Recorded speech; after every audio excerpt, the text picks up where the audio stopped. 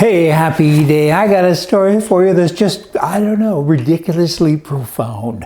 Here's a guy, a bad guy. He had a .38 caliber revolver and he went to do robbery because that's what bad guys do, right?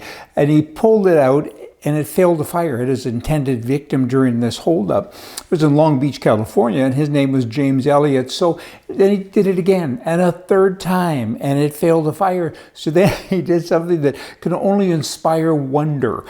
He peered down the barrel and pulled the trigger, and it worked. Wow, you can't make this stuff up.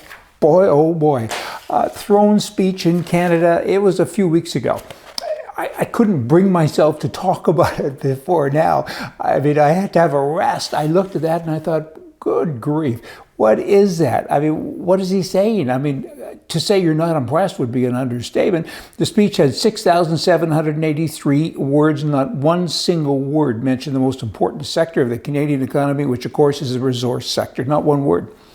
It was all about abstract academic theories and just gook, fluff and gook and stuff that is just stupid. And like, help me destroy your country? Oh, I'll do it for you. And that's the throne speech, pretty much. I mean, these guys are out of control. The guys being the people who are running the country. That's Canada. Socialism, stupidism, they got it all. It is happening, and they're stirring things up every day. Lots of activity, no achievement, certainly not achievement that the people want.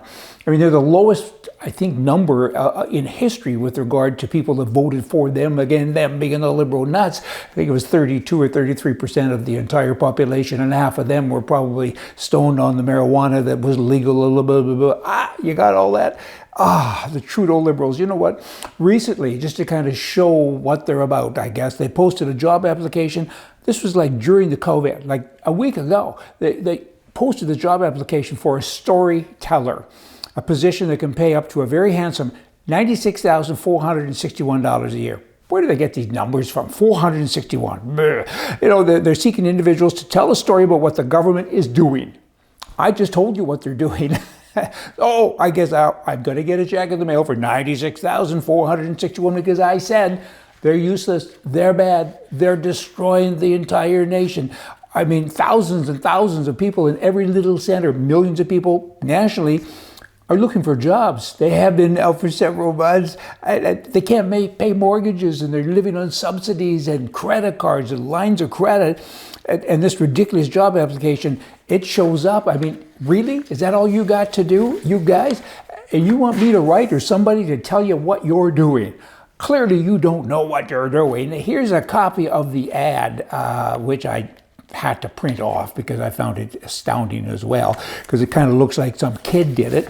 Storyteller and team lead. And there's a reference number. And actually, the wage is $89,415 to $96,461. Neat numbers, right? And it closes October 8th, 2020 at 23:59 Pacific time. Metric time, I guess maybe they just want soldiers to apply. I don't know. It's one thing after another. I'm kind of surprised it's in English. Boy, oh boy.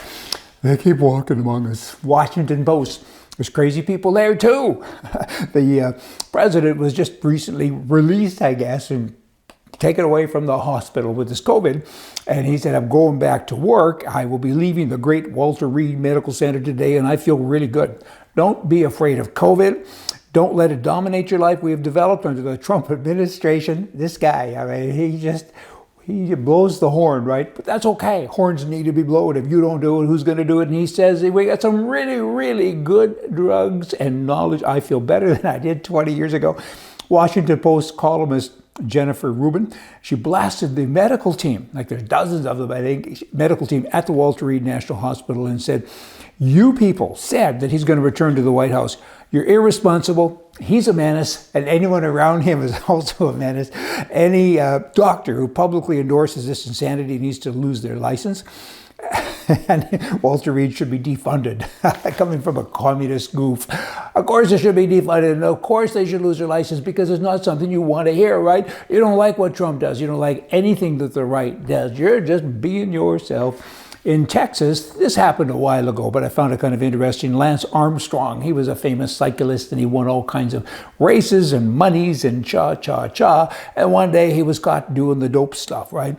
And now he's saying the police need to be defunded, and he has a bike shop that was founded by him, and he says, we service bicycles for the police in Austin, Texas, but businesses now can no longer be participants in the communities they serve. It goes on to say that it's police, you shouldn't have police. Hold it, but you just do $350,000 a year with the one police department, and now what? You're going to carry a gun on your bike? Oh my. In Canada, back to Canada, there are 38 million people who are Christians. Apparently, that's 55% of the population. I said that wrong. There are 38 million people in Canada. Oh, I'm going to get it. And apparently, 55% of them are Christians. Who knows that? Where did that number come from? I can tell you the government of Canada, those crazy ones that I keep tossing on the floor, and I should just kind of coil it up and then toss it. They say, we trawled through charitable returns, school and religious and healthcare, financial documents and religious publication revenues, and we came up with 55%. Because we know stuff, so they say. Well, you know what? They also say that $35 billion flows through that system every year. Money goes to Catholic churches to fund this and that, and the AA, Alcoholics Anonymous, they have meetings at a variety of different churches and different centers and so on. But now the government says, hey, I want the $35 billion. Effectively, they're saying to be $2 billion or less because nobody can go to church anymore. They're starting to open up, but you're not allowed to sing and you can't sit too close. The whole thing is crazy.